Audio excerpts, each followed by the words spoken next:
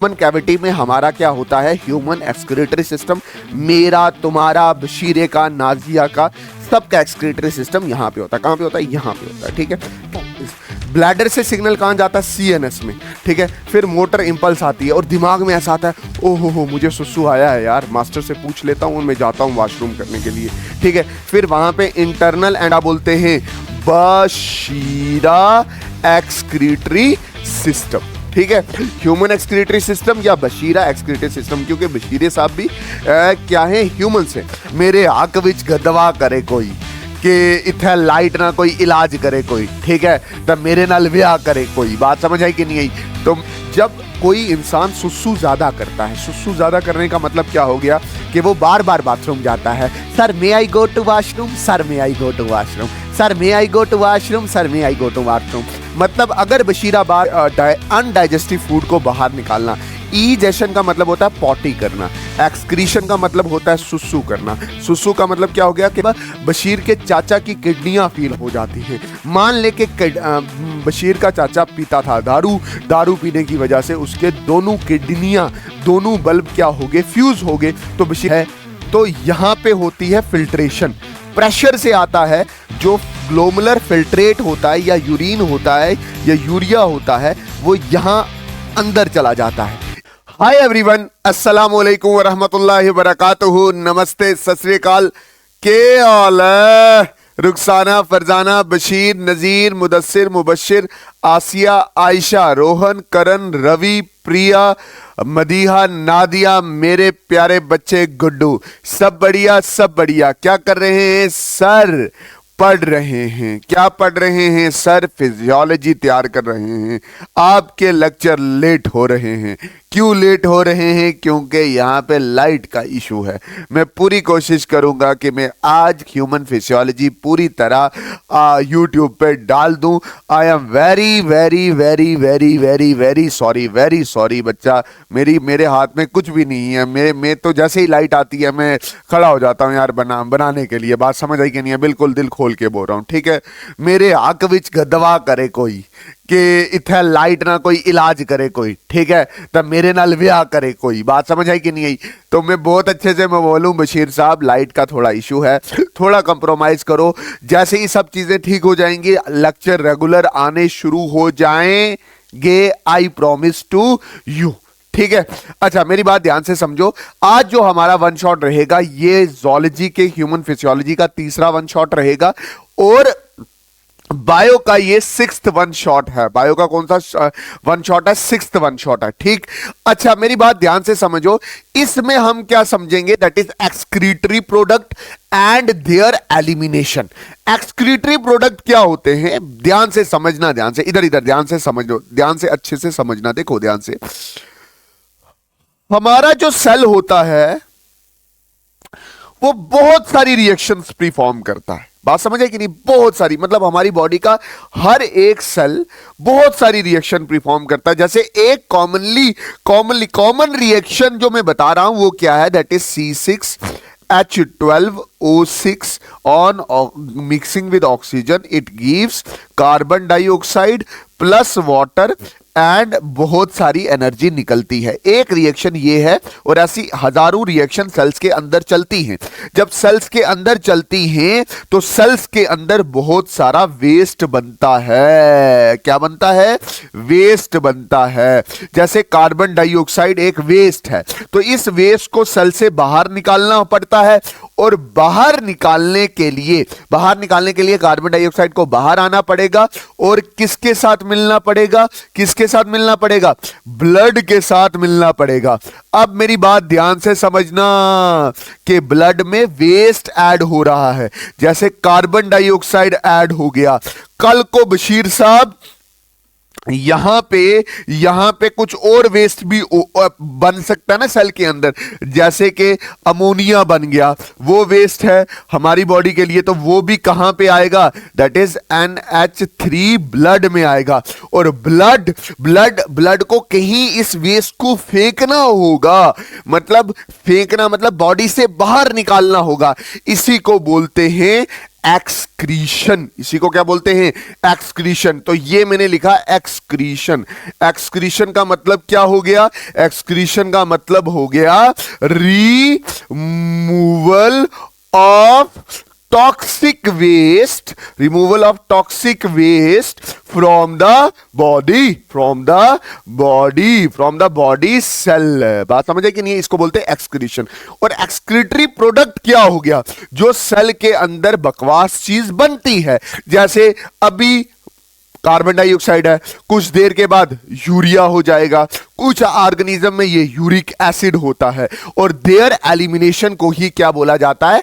Excretion बोला जाता है। देखो, हमारा ब्लड सर्कुलेट करता रहता, यूज होता रहता है बार बार। कौन यूज करता है? हमारे सेल्स यूज करते हैं, ठीक है। इस ब्लड से ग्लूकोज वगैरह लेते हैं और इसमें वेस्ट डालते हैं, तो हमारा ब्लड गंदा हो जाता है। अब इस ब्लड को क्या करना पड़ता है? साफ होना पड़ता है। साफ होने के लिए जो वेस्ट डाला है इसको रिमूव करना पड़ता है। इसी प्रोसेस को बोलते हैं एक्सक्रीशन। एक्सक्रीशन का मतलब होता है खून को साफ करना, क्योंकि सारे सेल्स ने अपना गंद मंद इसी ब्लड में डाल रखा है। एक होता है एक्सक्रीशन, एक होता है ईजेशन। ईजेशन का मतलब होता है अनडाइजेस्टिव फूड को बाहर निकालना। ईजेशन का मतलब होता है पॉटी करना। एक्सक्रीशन का मतलब होता है सुसु करना। सुसु का मतलब क्या हो गया? कि ब्लड को फिल्टर करके वो जो यूरिन होता है उसको पास आउट करना। बात समझे कि नहीं है? खुल के बोल रहा हूं, क्यों? क्योंकि कंसेप्ट समझ आना चाहिए, ठीक है। शर्माना क्या, साइंस है, ठीक। बात समझे कि नहीं आई? अच्छा, अब आगे चलते हैं। आगे ये है, मैं बोल रहा हूं कि जो वो वेस्ट बनता है, वो जो वेस्ट होता है, जिसको आप क्या बोलोगे? दैट इज नाइट्रोजीनस वेस्ट, ठीक है। नाइट्रोजीनस वेस्ट होता है जो ब्लड में बनता है। वो कुछ में अमोनिया बनता है, कुछ में क्या बनता है? अमोनिया। जैसे फिशेस वगैरह में अमोनिया बनता है। क्या बनता है? अमोनिया बनता है। वो वेस्ट जो उनके सेल्स में बनता है वो अमोनिया बनता है, मेनली अमोनिया बनता है। तो वो बॉडी से बाहर अमोनिया निकालते हैं। इसको, ऐसे ऑर्गेनिज्म को बोलते हैं अमोनियोटैलिक ऑर्गेनिज्म। क्या बोलते हैं? अमोनियोटैलिक ऑर्गेनिज्म। कुछ ऑर्गेनिज्म में वो जो वेस्ट बनता है वो यूरिया बनता है, जैसे हमारे केस में, गाय के केस में, फ्रॉग के केस में, तो उनको बोलते हैं यूरियोटैलिक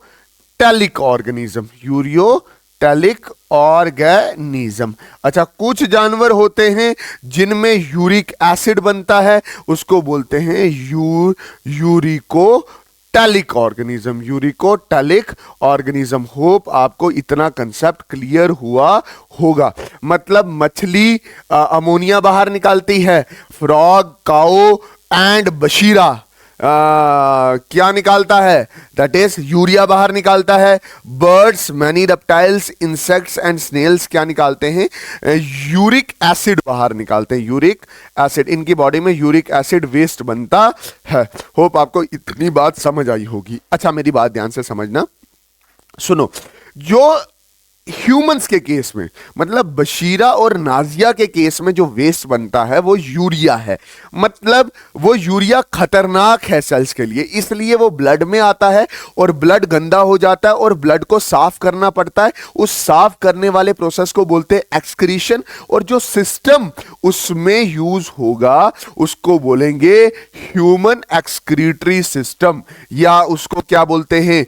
बशीरा एक्सक्रीटरी सिस्टम, ठीक है। ह्यूमन एक्सक्रीटरी सिस्टम या बशीरा एक्सक्रीटरी सिस्टम, क्योंकि बशीरे साहब भी क्या है? ह्यूमन से।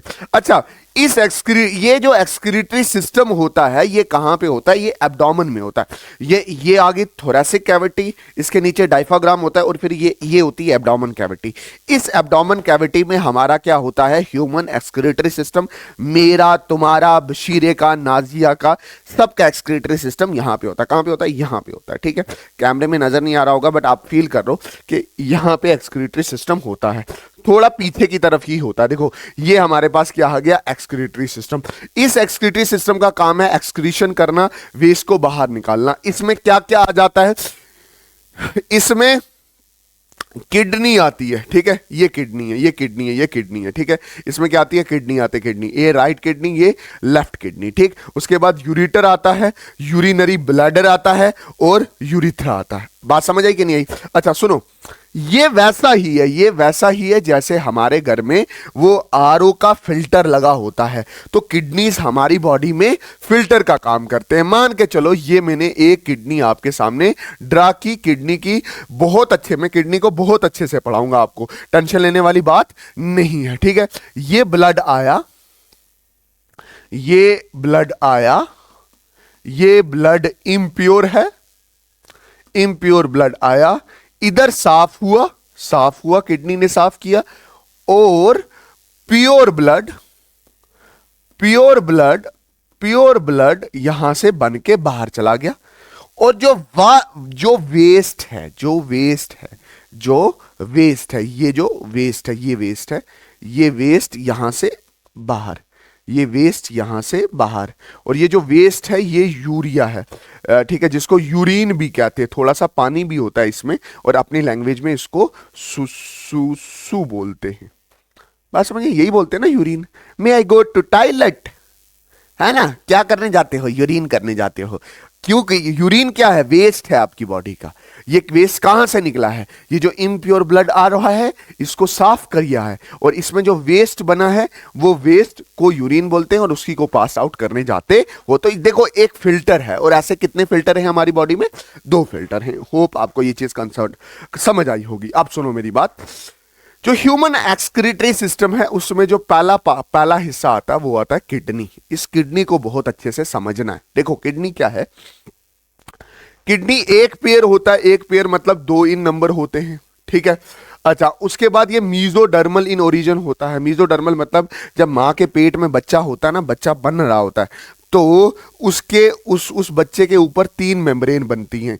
एक बनती है एक्टोडर्म, ठीक है, फिर बनती है कौन सी डर्म, मीजोडर्म, और फिर बनती है दैट इज एंडोडर्म, ठीक है। तो किडनी मीजोडर्मल ओरिजिन होती है। इसकी लेंथ होती है 10 सेंटीमीटर लेंथ, 5 सेंटीमीटर की विड्थ होती है, और 2 सेंटीमीटर इसकी थिकनेस होती है। इसका वजन 120 से 170 ग्राम का होता है। कलर रेडिश ब्राउन होता है। शेप बीन शेप होता है। बीन शेप का मतलब क्या होता है, जैसे मोठी की दाल का दाना होता है ना, वैसे होता है ये ऐसे, ठीक है। पल्सेस होती है, एक मोठी की दाल बोलते हैं जिसको, ठीक। अगर आप किडनी को देखो, ये किडनी है, ठीक है, किडनी को देखो तो आपको ना इसकी कवरिंग को क्या बोलेंगे, रीनल कैप्सूल। ये टफ कैप्सूल होता है, प्रोटेक्ट करता है। अब ध्यान से देखो, इसका जो आउटर सरफेस है वो कन्वेक्स है। वो कैसा है, वो है बशीर साहब कन्वेक्स, कन्वेक्स। अगर आप इनर सरफेस को देखते हो तो वो उसको बोलते हैं हाइलम, और ये कैसा होता है, कॉनकेव होता है इनर सरफेस, ठीक। अब मेरी बात ध्यान से समझना, located at the central part, inner concave surface, site of entry of the blood vessel, nerve fibre and ureter.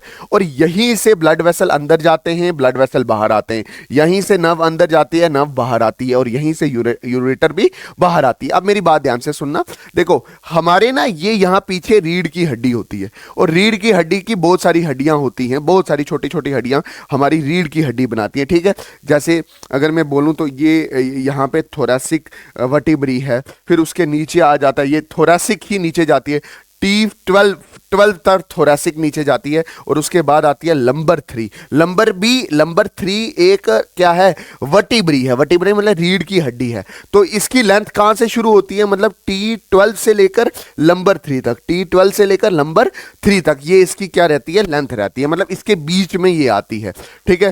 Thoracic vertebrae, ये कौन सी है, lumbar vertebrae. Bean shape kidney होती है।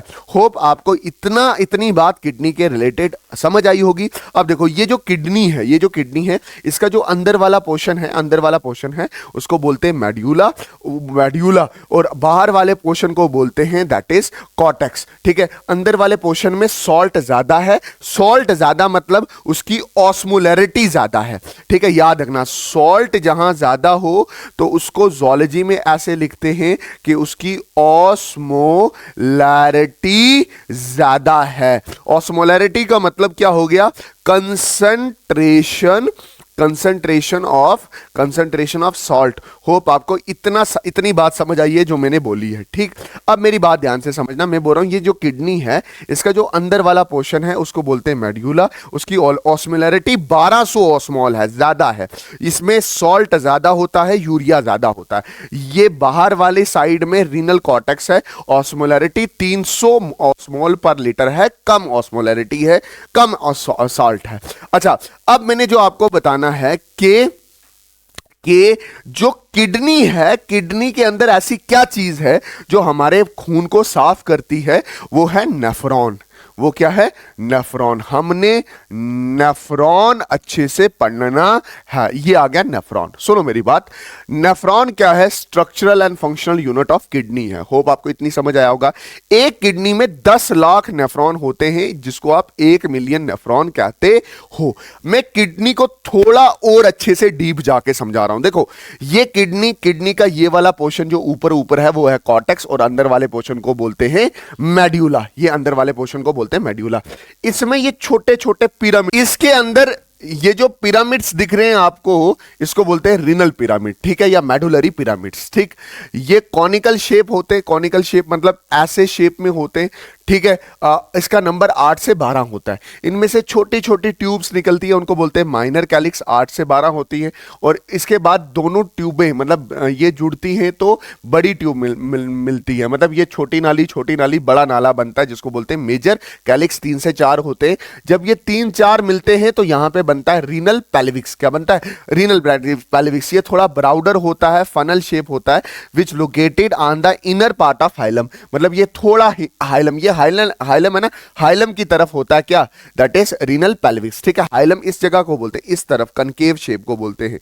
वो वाला जो है वो कन्वेक्स है, ठीक। अच्छा, उसके बाद ये ट्यूब सी बाहर निकलती है, जिसको बोलते हैं ureter. Help to transport the urine into, urine को बाहर निकालने में मदद करता है।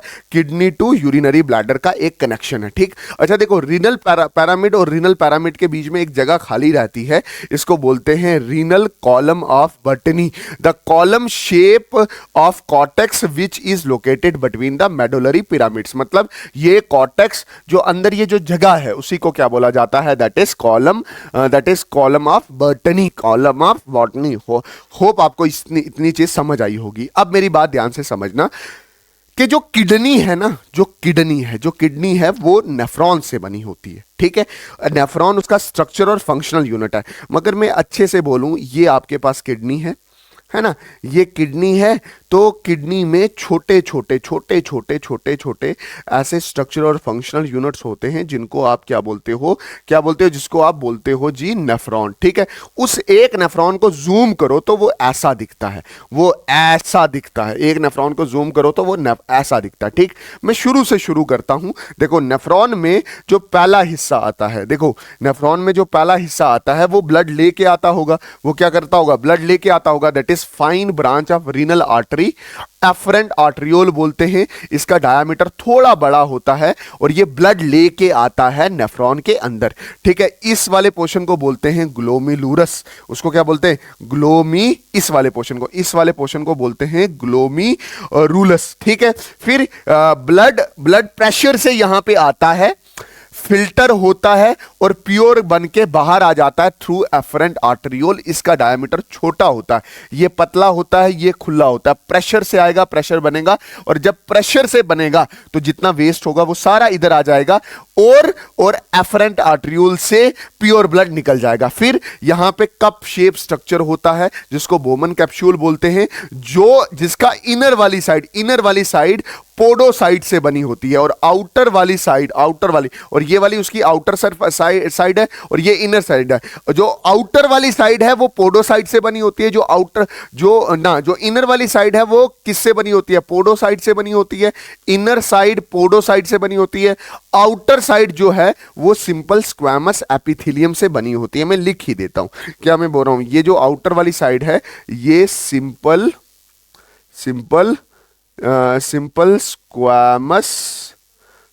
स्क्वैमस एपिथेलियम से बनी होती है। होप आपको इतनी चीज क्लियर होगी, ठीक। अच्छा सुनो, अब जब आप नीचे उतरते हो अच्छा ये देखना, ये फिल्ट्रेशन साइट है, ये फिल्ट्रेशन साइट है, ये वाली जो पोडोसाइट वाली है, यहां पे फिल्ट्रेशन होता है, मैंने आपको बता दिया है। ठीक, अच्छा सुनना सुनना ध्यान से, इधर जो ग्लोमुलरस और बोमन कैप्सूल है उसको मालपीजियन बॉडी बोलते हैं। मुझे बहुत बच्चे पूछ रहे थे ये वाला डाउट, मैं क्या बोल रहा हूं, मैं बोल रहा हूं जो ग्लोमुलरस और बोमन कैप्सूल है उसको बोलते हैं मालपीजियन बॉडी। ठीक है, अब इससे थोड़ा नीचे उतरते हैं, ये नेफ्रॉन का स्ट्रक्चर समझा रहा हूं मैं। थोड़ा नीचे उतरे तो यहां पे अगर आप ध्यान से देखो तो ये वाला एक कन्वोलेटेड स्ट्रक्चर है जिसको बोलते हैं पीसीटी। ठीक है, इसको क्या बोलते हैं, पीसीटी। इसमें माइक्रोविलाई होते हैं। ठीक है, पीसीटी से नीचे उतरो तो descending of loop of Henley. पहले शुरू में क्या होता है, पाइप मोटी होती है, थिक पार्ट, और फिर बाद में क्या होती है, पतली होती है। इस पूरे पोर्शन को, इस वाले पूरे पोर्शन को बोलते हैं लूप ऑफ हेनले। ये वैसा ही होता है जैसे नाजिया पिन नहीं पहनती ऐसे बालों में, ऐसे बाल पीछे करने के लिए पिन लगाती है, हेयर पिन लाइक स्ट्रक्चर होता है, that is here pin like structure, loop of Henley. Descending lymph and ascending lymph, एक नीचे उतरती है लिम्फ और एक ऊपर जाती है। जब ऊपर जाती है तो नीचे वाला पोर्शन थिन होता है और ऊपर वाला थिक होता है। अब आता है डीसीटी, डीसीटी होता है डिस्टल कन्वोलेटेड ट्यूबुले, और पीसीटी होता है प्रॉक्सिमल कन्वोल्यूटेड ट्यूबुले। कुछ बच्चे ऐसे डाउटफुल रह जाते हैं, मैं उनके लिए ये इधर लिख रहा हूं, डिस्टल कॉन्व्यूलेटेड ट्यूबुले। पीसीटी क्या होता है, दैट इज प्रॉक्सिमल कॉन्व्यूलेटेड ट्यूब्यूले। ठीक है, और फिर एट द एंड आता है कलेक्टिंग डक्ट, और कलेक्टिंग डक्ट नेफ्रॉन का हिस्सा नहीं होता है। और ये कलेक्टिंग डक्ट में जैसे ये इस तरफ से नेफ्रॉन है, ये इस तरफ से कोई और नेफ्रॉन आके जुड़ेगा, फिर इस तरह से इधर से भी बहुत सारे नेफ्रॉन आके जुड़ते हैं, और कलेक्टिंग डक्ट पार्ट नहीं होता किसका, नेफ्रॉन का। ठीक है, अच्छा मेरी बात ध्यान से समझ लेना कि अगर मैं पूरा नेफ्रॉन उठाऊं, जो मैंने आपके सामने ये एक्सप्लेन किया है, इसमें पूरे नेफ्रॉन के मेनली दो पार्ट होते हैं। एक होता है ग्लोमेरुलस, ये मैंने आपको बताया जहां पे फिल्ट्रेशन हिस्सा है, और एक है रीनल ट्यूब्यूल। रीनल ट्यूब्यूल में कौन कौन सी कैटेगरी आ जाती है, बोमन कैप्सूल बोला, कैप्सूल ऊपर वाली मेम्ब्रेन, नीचे वाली मेम्ब्रेन, फिर proximal convoluted tubule, loop of Henle, और डिस्टल कन्वोल्यूटेड ट्यूबुले। और मैंने ये सारे पार्ट्स आपको नेफ्रॉन में अच्छे से बता दिए। अच्छा सुनो मेरी बात, सुना इधर, ये मेरे पास किडनी है ना, मैंने थोड़ा उल्टा करके बताया। ये इसके दो पोर्शन आते हैं, एक होता है मेड्यूला अंदर वाला पोर्शन, और एक बाहर वाला पोर्शन होता है जिसको बोलते हैं कॉर्टेक्स। अगर आप किसी भी नेफ्रॉन को उठाओगे, तो उसका जो ग्लोमेरुलस होगा, बोमन कैप्सूल होगा, पीसीटी होगा, डीसीटी होगा, वो कॉर्टेक्स वाले पोर्शन में आएगा। मतलब जो उसका ग्लोमेरुलस होगा, ठीक है, जो उसकी पीसीटी होगी, वो सारा कॉर्टेक्स वाले पोर्शन में। जो उसका लूप ऑफ हेनले होगा वो मेड्यूला में होगा। जो इसकी डीसीटी होगी वो भी कहां पे आएगी, that is in the cortex region. ठीक है, ये बात ध्यान से समझ लेना। देखो ये मैंने एक नेफ्रॉन बनाया ना आपके सामने, जब मैंने आपके सामने ये प्यारा सा नेफ्रॉन बनाया तो मैंने आपको ये समझाने की कोशिश की है कि जो इसका ग्लोमेरुलस होगा, जो इसका बोमन कैप्सूल होगा, जो इसकी पीसीटी होगी, जो इसका डीसीटी होगा, वो सारे कॉर्टेक्स में होंगे, और जो इसका लूप ऑफ हेनले होगा वो कहां पे होगा, मेड्यूला होगा। और कलेक्टिंग डक्ट जो होती है वो एक्सटेंड फ्रॉम, जो ये देखो कलेक्टिंग डक्ट है जो एक्सटेंड हो रही है फ्रॉम कॉर्टेक्स टू मेड्यूला। ये आप अपने ध्यान में रख लेना। और ये बेहतरीन एग्जांपल है कि ये बशीरे की किडनी है, और बशीरे की किडनी में नेफ्रॉन किस तरह से होता है। अच्छा, दो तरह के नेफ्रॉन होते हैं। एक नेफ्रॉन की, देखो ध्यान से समझना, दो तरह के नेफ्रॉन होते हैं। एक नेफ्रॉन जिसका लूप ऑफ हेनले बड़ा होता है, उसको बोलते हैं, उसको क्या बोलते हैं, उसको बोलते हैं that is loop of Henley. किसका किसका लूप ऑफ हेनले बड़ा है, ये देखो लूप ऑफ हेनले बड़ा है जस्टा मेड्यूलरी नेफ्रॉन, और एक लूप ऑफ हेनले छोटा होता है, उसको क्या बोलते हैं, दैट इज कॉर्टिकल नेफ्रॉन। मेरी बात ध्यान से समझना, मैं बोल रहा हूं नेफ्रॉन दो तरह के किडनी में हो सकते हैं। एक में देखो लूप ऑफ हेनले अंदर तक जा रहा है, मेड्यूला अंदर, मतलब लूप ऑफ हेनले बड़ा है, तो उसको उसको उसको क्या बोला जाता है, इस नेफ्रॉन को क्या बोला जाता है, इस नेफ्रॉन का नाम है that is juxta juxta glomerulus nephron. ठीक है, और कुछ नेफ्रॉन ऐसे होते हैं, जैसे मैं ये एक नेफ्रॉन बना रहा हूं, मैं ऐसे छोटा सा नेफ्रॉन बना रहा हूं, ये नेफ्रॉन और इसकी ये पीसीटी, और इसकी लूप ऑफ हेनले कुछ होती ही नहीं है। ठीक है, उसकी लूप ऑफ हेनले कुछ नहीं होती, मतलब ये लूप ऑफ हेनले बड़ी छोटी सी है। ठीक है, तो उसको बोलते हैं, ऐसे नेफ्रॉन को क्या बोला जाता है, ऐसे नेफ्रॉन को बोला जाता है that is cortical nephron. Cortical nephron इसको बोलते हैं कॉर्टिकल नेफ्रॉन। ठीक है, तो देख लो लूप ऑफ हेनले मेड्यूला तक जा रहा है तो जस्टा मेड्यूलरी, कॉर्टेक्स में रह रहा है तो कॉर्टिकल नेफ्रॉन। ठीक है, अच्छा कॉर्टिकल नेफ्रॉन जो होते हैं वो 70 से 80% होते हैं, ज्यादा होते हैं, ये थोड़े कम होते हैं, ये सिर्फ कॉर्टेक्स में होते हैं, ये कॉर्टेक्स और मेड्यूला दोनों में जाते हैं। ठीक है, इसमें लूप ऑफ हेनले थोड़ी बड़ी होती है, इसमें लूप ऑफ हेनले थोड़ी कम होती है, जस्टा ना इसमें loop of Henley relatively short होती है। ठीक है, और इसमें loop of Henley relativity long होती है। यहाँ पे एक और ब्लड वेसल है, वासा रेक्टा एक ब्लड वेसल है, जो मैं आपको थोड़ी देर के बाद बताऊंगा। इधर वासा रेक्टा भी लंबी होती है, यहाँ पे वासा रेक्टा अगर होती है तो बड़ी कम होती है। ठीक है, या तो पहले तो होगी नहीं। ठीक है, यहाँ पे नॉर्मल कंडीशन में ये नेफ्रॉन तब काम करते हैं जब नॉर्मल कंडीशन है, मतलब नॉर्मल कंडीशन है, under normal water condition this nephron deals with the control of blood volume. ठीक है, जब नॉर्मल कंडीशन है, नॉर्मली किडनी फंक्शन करती है तो वो कॉर्टिकल नेफ्रॉन पे डिपेंड करती है। बट अगर कहीं in the case of deficient water supply increase water retention occurs through the nephron, emergency के केस में जस्टा मेड्यूलरी नेफ्रॉन काम में आते हैं। एक चीज आप अपने दिमाग में रख लो कि किडनी का सिर्फ फंक्शन एक्सक्रीशन नहीं है, किडनी का सिर्फ फंक्शन एक्सक्रीशन नहीं है, इसका दूसरा फंक्शन भी है। दूसरा फंक्शन है वाटर को रीएब्जॉर्ब करना, वाटर रीएब्जॉर्प्शन। तो बहुत सारे बच्चे ये बोलते हैं कि किडनी का फंक्शन वेस्ट को बाहर निकालना, ये तो है ही है, बट पानी भी लॉस होने से बचाना, मतलब जो ब्लड का पानी है वो वेस्ट के साथ बाहर ना निकल जाए, मतलब हमें कहीं ज्यादा सुसु ना निकल जाए। बात समझ आई कि नहीं आई? तो वो उस पानी को भी क्या करता है, वो रीअब्सॉर्ब करके रखता है ब्लड में ही।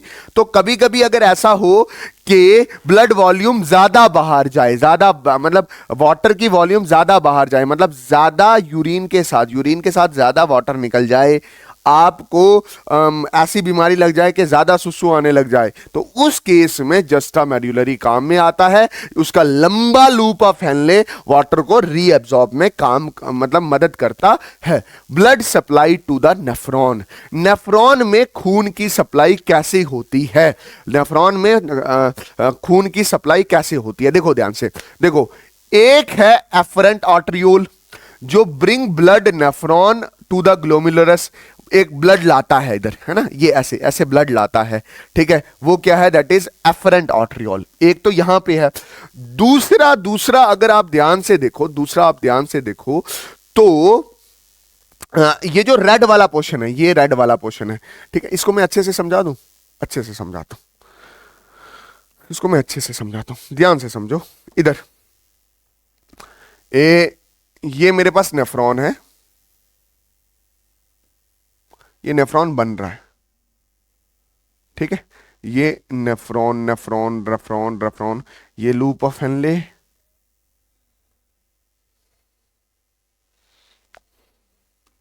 ठीक है,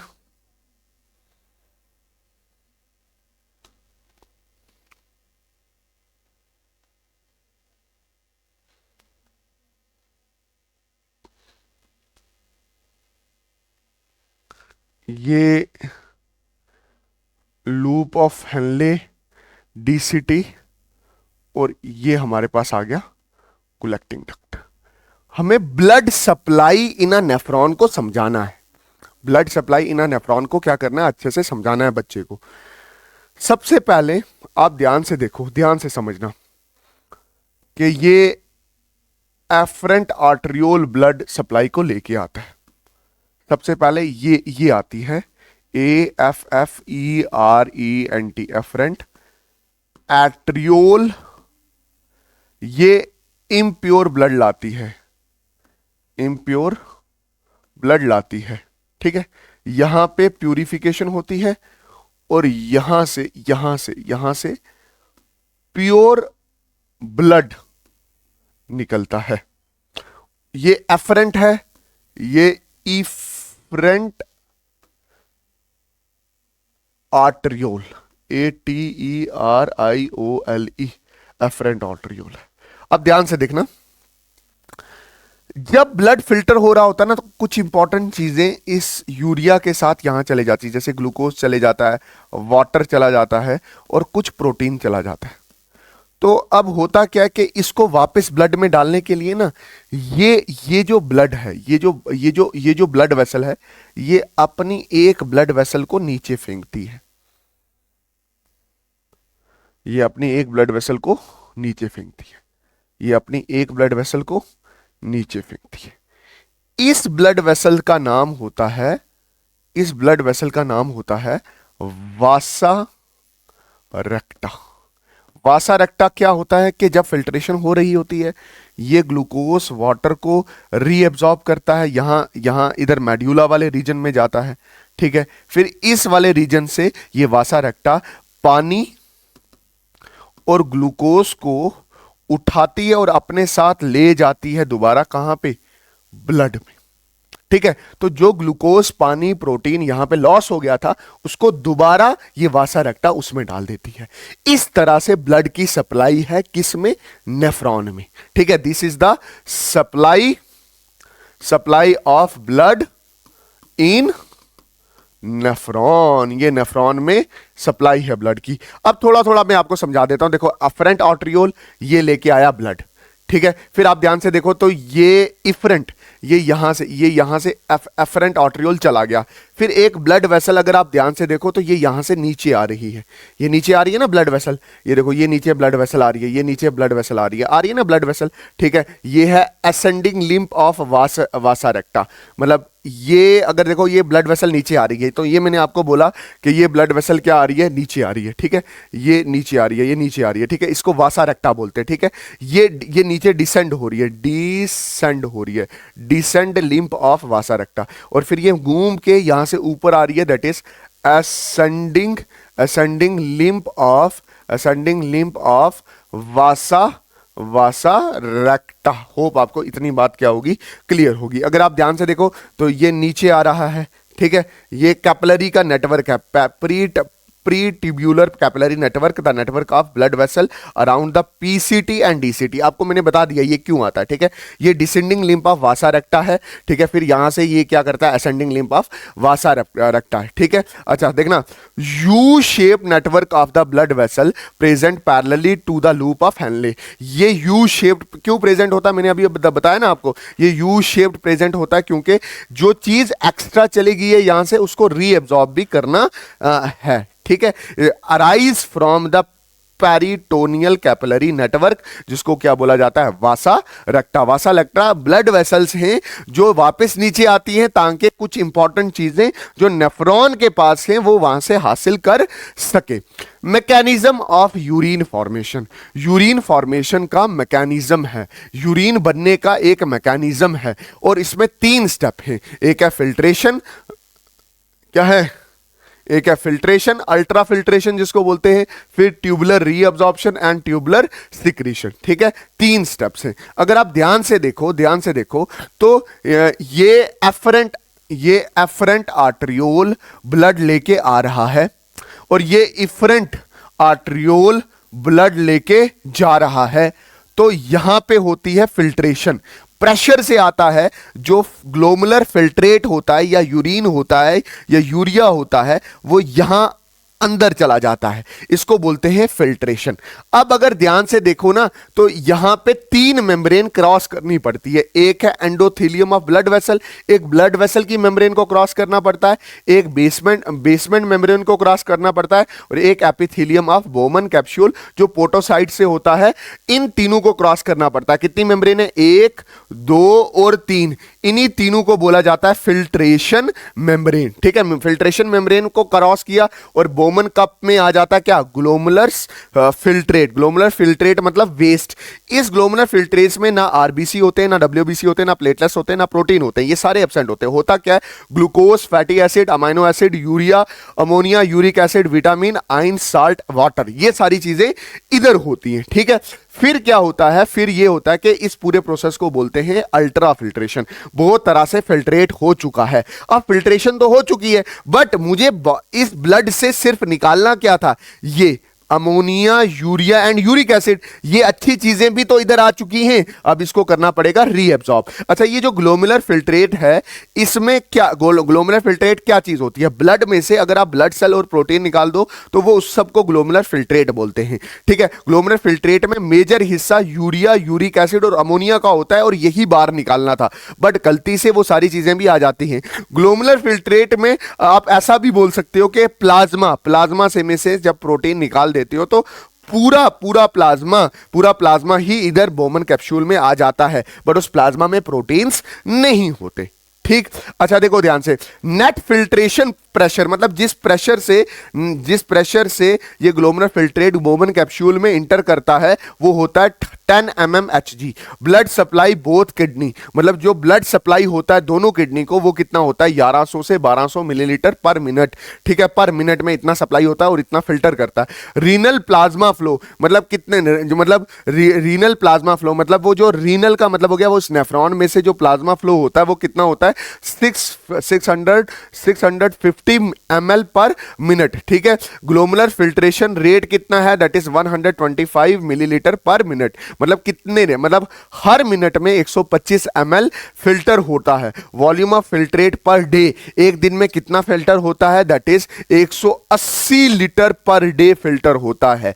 180 लीटर फिल्टर होता है तो मतलब बशीर साहब तो 180 लीटर सुसु करने बाथरूम जाते होंगे बार बार, बट ऐसा नहीं होता क्योंकि 180 में से इसका 99% एब्जॉर्ब हो जाता है। अच्छा देखो ध्यान से, जितना ब्लड प्रेशर होगा उतना नेट फिल्ट्रेशन प्रेशर होगा और उतना ग्लोमुलर फिल्ट्रेशन रेट ज्यादा होगा। वो बोलता है जितना प्रेशर से इधर आएगा उतना जल्दी फिल्ट्रेट होगा और उतना ज्यादा ग्लोमुलर फिल्ट्रेट बनेगा। ग्लोमुलर फिल्ट्रेट का मतलब क्या हो गया? वो जो वेस्ट निकल रहा है वो बन रहा है, बट उस वेस्ट में आपको पता है बहुत सारी इंपॉर्टेंट चीजें भी हैं, इसलिए दूसरे स्टेप में आपको उन सब इंपॉर्टेंट चीजों को क्या करना है? दैट इज एब्जॉर्ब करना। देखो ये ग्लोमुलर फिल्ट्रेट बना, ये आया इधर। ठीक है, पीसीटी में मैक्सिमम रीएब्जॉर्प्शन होगी। किस किस की? ग्लूकोज की, अमाइनो एसिड की 100%, वाटर की, इलेक्ट्रोलाइट की 70 to 80%, इलेक्ट्रोलाइट की 90%। एसेंशियल एब्जॉर्प्शन होती है। ये सारा यहां से क्या हो जाएगा? रीएब्जॉर्ब हो जाएगा। फिर जब यहां से डिसेंडिंग लूप ऑफ हेनले में जाओगे तो डिसेंडिंग लूप ऑफ हेनले में परमिनेबल टू वाटर, यहां से पानी निकलेगा बाहर। ठीक है, और इम्परमिएबल टू इलेक्ट्रोलाइट, यहां से सॉल्ट बाहर नहीं निकलेगा, पानी बाहर निकलेगा। आगे जाके इसको हम काउंटर करंट मैकेनिज्म में भी पढ़ेंगे, बट अभी के लिए याद रखो डिसेंडिंग में सिर्फ पानी बाहर निकलता है। जब असेंडिंग जाता है तो वहां पे मिनिमल रीएब्जॉर्प्शन होता है, अननी परमिएबल टू सॉल्ट, यहां से सॉल्ट बाहर निकलता है। यहां से क्या निकलता है? सॉल्ट बाहर निकलता है। और अगर आप डीसीटी की बात करो तो कंडीशनल रीएब्जॉर्प्शन होती है, NaCl भी बाहर निकल सकता है और वाटर भी बाहर निकलता है, और वाटर एंड तक बाहर निकलता रहता है। इवन के कलेक्टिंग डक्ट में भी पानी बाहर निकलता रहता है in the presence of aldosterone hormone.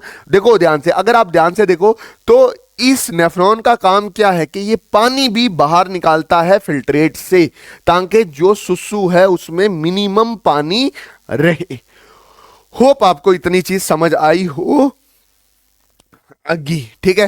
Conditional reabsorption CD, water को presence of ADH anti diuretic hormone, इसमें क्या होगा, पानी को दोबारा रीएब्जॉर्ब किया जाएगा और लिटिल अमाउंट ऑफ यूरिया, थोड़ा सा यूरिया भी एब्जॉर्ब कर लिया जाएगा। बट अब जब यहां से इधर इधर जा रहा होगा फिल्ट्रेट, तो इसमें केवल और केवल यूरिया होगा plus small amount of water, ठीक है। आप खुद देख सकते हो कि पहले क्या था, पहले कितना सारी चीजें थी, पहले ग्लूकोज भी था, अमोनिया भी था, वाटर भी था, बट अब ये सारी चीजें नहीं है। अब आता है सिक्रीशन, ये थर्ड स्टेप है, ये एक्टिव प्रोसेस है। ये क्या है, एक्टिव प्रोसेस है। देखो एक्टिवली ना हम चीजों को बैलेंस करने के लिए इसमें प्रोटॉन और अमोनिया ऐड ऑन करवाते रहते हैं। बात समझ है कि नहीं है? मतलब सिक्रीशन का मतलब हो गया जो चीज आपको नहीं ना चाहिए उसको नेफ्रॉन में आपने ऐड ऑन करवाई। जैसे पीसीटी में प्रोटॉन और अमोनिया ऐड करवाया, अच्छा डीसीटी में पोटेशियम प्रोटॉन और अमोनिया ऐड करवाया, सीडी में सिप में पोटेशियम और प्रोटॉन आयन ऐड करवाए। मतलब सिक्रीशन का मतलब क्या हो गया कि इस वाले रीजन से नेफ्रॉन में आपने एक्टिवली कोई चीज जो वेस्ट था वो ऐड ऑन करवाया, इसको बोलते हैं सिक्रीशन। ये क्यों होती है? To maintain the pH and ionic equilibrium of the blood, ठीक है। उसके बाद है mechanism of urine formation. Urine formation जो है वो किस तरह से बनती है? यूरिन का मतलब हो गया, यूरिन मतलब ग्लोमेरुलर फिल्ट्रेट से, ग्लोमेरुलर फिल्ट्रेट मतलब जिसमें वाटर भी है, ग्लूकोज भी है, प्रोटीन भी है, फैटी एसिड भी है, इलेक्ट्रोलाइट है, उससे यूरिन कैसे बनता है? याद रखना जिस प्रोसेस से बनता है उसको बोलते हैं काउंटर करंट मैकेनिज्म। उसको क्या बोला जाता है? काउंटर करंट मैकेनिज्म, ठीक। और ये फाउंड कहां होता है? Found in juxtamedullary nephron of mammal में होता है। सिर्फ mammal have ability to produce concentrate urine, के मैमल के पास एक एबिलिटी है कि जो ग्लोमेरुलर फिल्ट्रेट है जिसमें बहुत सारी चीजें हैं, उसमें से सब चीजें रीअब्सॉर्ब करके वो यूरिन पैदा कर सकता है बशीर साहब, ठीक है। ग्लोमेरुलर फिल्ट्रेट में बहुत सारी चीजें थे, बहुत सारी चीजें रीअब्सॉर्ब और यूरिन बने, ठीक है। अच्छा ये किसकी मदद से होता है? काउंटर करंट मैकेनिज्म से होता है। मैं आपको अभी समझा दूंगा। बोलता है the Henle loop and vasa recta played a significant role in it. बोलता है इसमें सिग्निफिकेंट रोल किसका है? एक वासा रेक्टा का और दूसरा लूप ऑफ हेनले का। वो जो ट्यूब लाइक नीचे आती है, एक नेफ्रॉन की ट्यूब और एक ब्लड वेसल की ट्यूब, ठीक है। Type of counter current mechanism in kidney कितने तरह के होते हैं, कितने टाइप के होते हैं? देखो काउंटर करंट का मतलब क्या होता है? देखो काउंटर करंट का मतलब होता है कि अपोजिट डायरेक्शन में चलना। देखो अगर ये एक ऐसे चल रहा है ना, ठीक है, तो दूसरा क्या करेगा? ऐसे चलेगा, ठीक है। बात समझे कि नहीं है? ये ऐसे चलेगा। काउंटर करंट का मतलब होता है दोनों एक दूसरे के अपोजिट पे चलना। ये लूप ऑफ हेनले है और ये वासा रेक्टा है, दोनों एक दूसरे के अपोजिट चलते हो। देखो सुनो ध्यान से, ये types of counter current mechanism kidney में कितने तरह के हो सकते हैं? देखो आराम से समझना, कितने तरह के हो सकते हैं, आराम से समझना। एक है between limbs of loop of Henley, ठीक है। देखो between limbs of loop of Henley मतलब एक इधर जा रहा है, एक इधर जा रहा है। बात समझ है कि नहीं है? एक ये होगा कि देखो लूप ऑफ हेनले के बीच में ही एक इस तरफ जा रहा है और एक ऊपर की तरफ था, तो दोनों अपोजिट डायरेक्शन में जा रहा है फ्लो। अच्छा फिर बिटवीन लिम्स ऑफ वासा रेक्टा में भी देखो, वासा रेक्टा में एक फ्लो ऐसे जा रहा है इसमें, और इसमें भी देखो ऐसे जा रहा है, तो अपोजिट डायरेक्शन में। अच्छा फिर between the limbs of loop of Henley and vasa रेक्टा। अब ध्यान से देखो, अब इन दोनों को जज करो, लूप ऑफ हेनले और वासा रेक्टा को, इसमें से ऊपर जा रहा है और इसमें से नीचे जा रहा है। यही जो फ्लो है ना, यही यूरिन कंसंट्रेट कर देता है और उसमें से सारी इंपॉर्टेंट चीजें, पानी, ग्लूकोज, प्रोटीन, फैटी एसिड को क्या कर लेता है? रीअब्सॉर्ब कर लेता है, ठीक है। ये क्या है? Responsible for development of high osmolarity in medulla. इसकी वजह से जो मेड्यूला रीजन होता है किडनी में, वहां पे सॉल्ट ज्यादा हो जाता है। किसकी वजह से? किसकी वजह से? ये जो लूप ऑफ हेनले में काउंटर करंट है, एक साइड से नीचे एक साइड से ऊपर। अच्छा अच्छा, ये जो है जो वासा रेक्टा का काउंटर करंट है और वासा रेक्टा और लूप ऑफ हेनले का काउंटर करंट है, वो responsible for maintenance of high osmolarity in medulla. मतलब इन दोनों की वजह से मेड्यूला में जो होता है वो ज्यादा सॉल्ट रहता है। ज्यादा ऑस्मोलैरिटी का मतलब हो गया ज्यादा सॉल्ट रहता। अब आराम से समझना, ध्यान से, इधर इधर प्लीज आराम से समझना। देखो इधर आपको ये पता है कि ये वाला पोर्शन कॉर्टेक्स है, ठीक है, और ये वाला मेड्यूला है। अगर आपने पीछे अच्छे से पढ़ रखा है, लूप ऑफ हेनले ज्यादातर मेड्यूला में होता है। यहां पे पीसीटी है और यहां पे डीसीटी है। ये यहां से ग्लोमेरुलर फिल्ट्रेट यहां से जाता है, आराम से समझना, यहां से जाता है, यहां से वाटर बाहर निकलता है। क्या निकलता है? वाटर यहां से बाहर निकला। ये वाटर बाहर, वाटर बाहर, वाटर बाहर, वाटर बाहर। ये यहां से वाटर बाहर क्यों निकला पानी बाहर?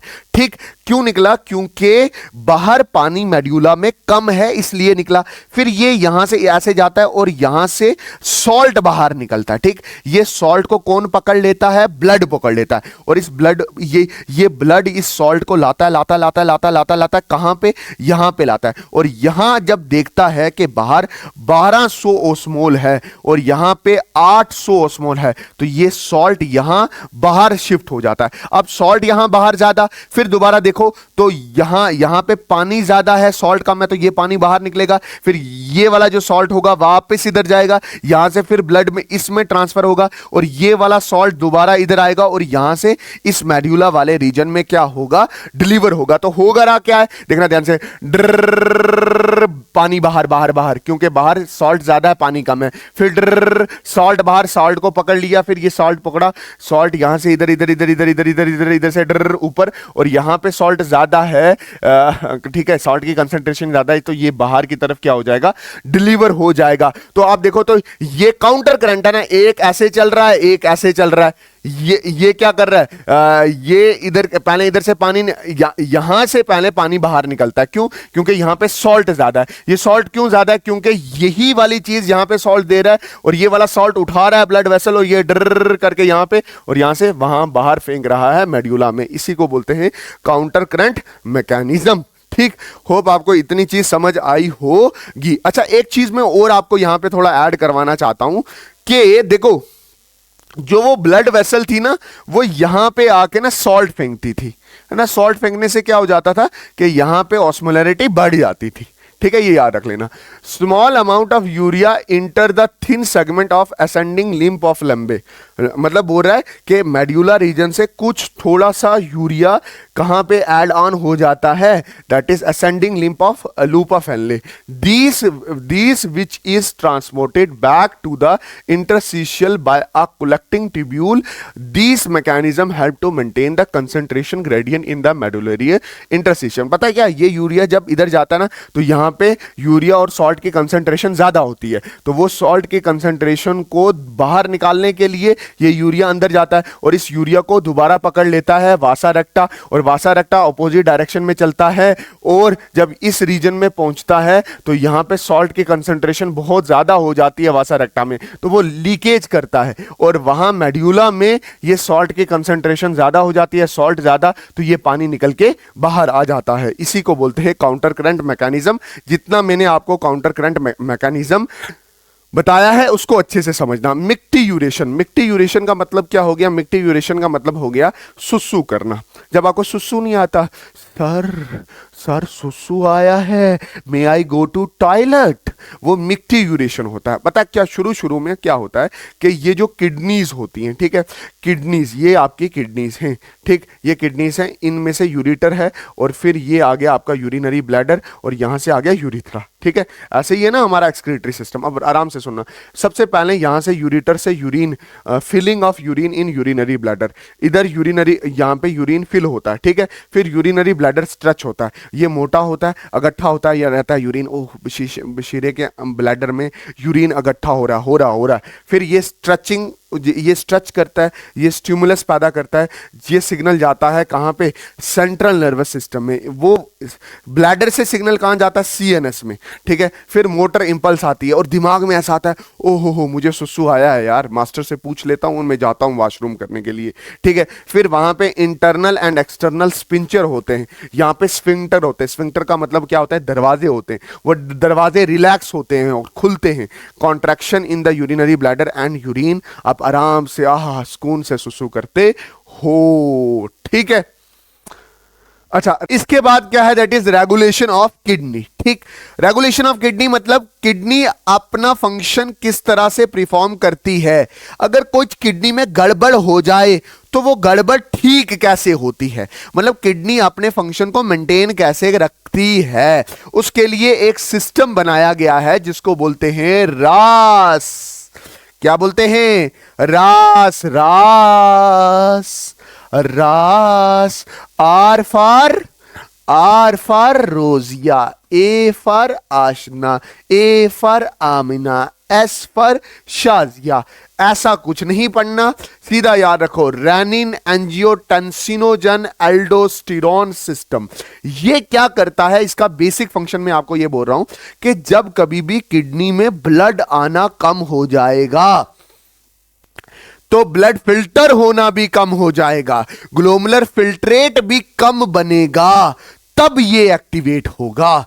समझ आया कि नहीं है? जब कभी में ब्लड वॉल्यूम कम हो जाएगी, ब्लड प्रेशर कम हो जाएगा, blood volume, glomerular blood filtrate या ग्लोमेरुलर ब्लड फ्लो कम हो जाएगा, ग्लोमेरुलर फिल्ट्रेशन रेट भी कम हो जाएगा, मतलब फिल्टर होना कम हो जाएगा, तो तब हमारा लीवर रिलीज करेगा एंजियोटेंसिनोजन, रिलीज हो रखा होगा, है ना। इसको कन्वर्ट करेगा रेनिन। रेनिन कौन सेक्रेट करता है, दैट इज किडनी, और इसको कन्वर्ट कर जाएगा दैट इज एंजियोटेंसिन फर्स्ट में, और एंजियोटेंसिन फर्स्ट को कन्वर्ट करेगा एक एंजाइम जो सेक्रेट करेगा लंग्स, और एंजियोटेंसिन कन्वर्ट हो जाएगा एंजियोटेंसिन सेकंड में, ठीक। इसके अलग अलग नाम होते हैं, वो हमारे सिलेबस में नहीं है, नहीं करवा रहा, ठीक।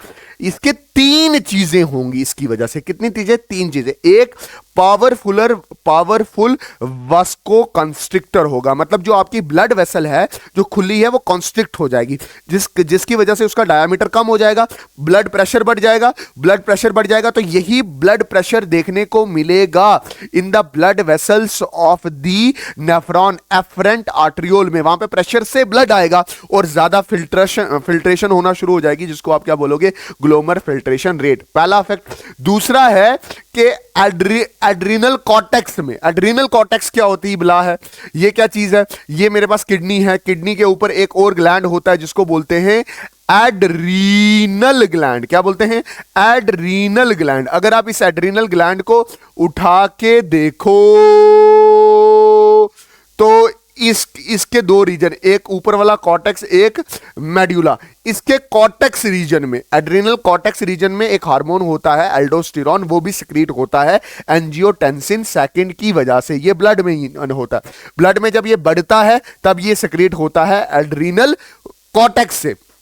ये वाटर की एब्जॉर्प्शन बढ़ा देता है, सॉल्ट की एब्जॉर्प्शन बढ़ा देता है डीसीटी से, तो वाटर बढ़ेगा तो वाटर की वॉल्यूम बढ़ जाएगी, तो जो ब्लड वॉल्यूम कम होगी थी वो ब्लड वॉल्यूम बढ़ जाएगी, ब्लड वॉल्यूम बढ़ेगी, ब्लड प्रेशर बढ़ेगा और फिर फिल्ट्रेशन सही हो जाएगी। फिर हाइपोथैलेमस में होता है थ्रस्ट सेंटर।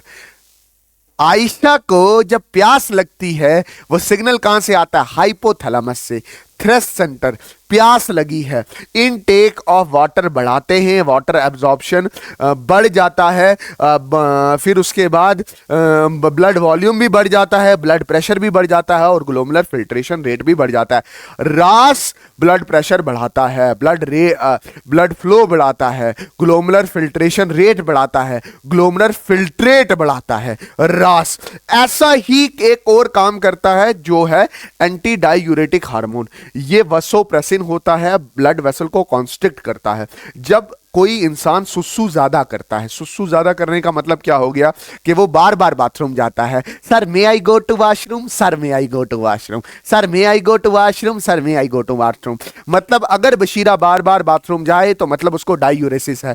डायूरेसिस से क्या होगा कि पानी लॉस हो जाएगा। जब पानी लॉस हो जाएगा, ब्लड वॉल्यूम कम हो जाएगी, ब्लड प्रेशर कम हो जाएगा, और ब्लड प्रेशर कम हो जाएगा तो ब्लड प्रेशर उतने प्रेशर से नेफ्रॉन के पास आएगा नहीं, तो फिल्ट्रेट नहीं होगा। उसकी वजह से एक्टिव ऑस्मोलेटर इन हाइपोथैलेमस क्या हो जाते हैं, एक्टिवेट हो जाते हैं। हाइपोथैलेमस दिमाग में जो ऑस्मो रिसेप्टर होते हैं वो एक्टिवेट हो जाते हैं। उसके बाद वो सिग्नल भेजते हैं प्रोस्टीरियर पिट्यूटरी को, जो रिलीज करता है एडीएच, जो conditional reabsorption of water from DCT और कंडक्टिंग डक्ट से जो कंडीशनल रीएब्जॉर्प्शन होती है, मतलब पानी को बहुत ज्यादा क्या करवाता है, ये रीएब्जॉर्ब करवाता है। और दूसरा इफेक्ट इसका क्या होता है, वसो कंस्ट्रक्टर, जो ब्लड वेसल को कंस्ट्रिक्ट करता है। ब्लड प्रेशर बढ़ेगा, ब्लड प्रेशर उतने प्रेशर से ग्लोमुलर्स के पास आएगा और उतने प्रेशर से फिल्ट्रेशन शुरू होगी।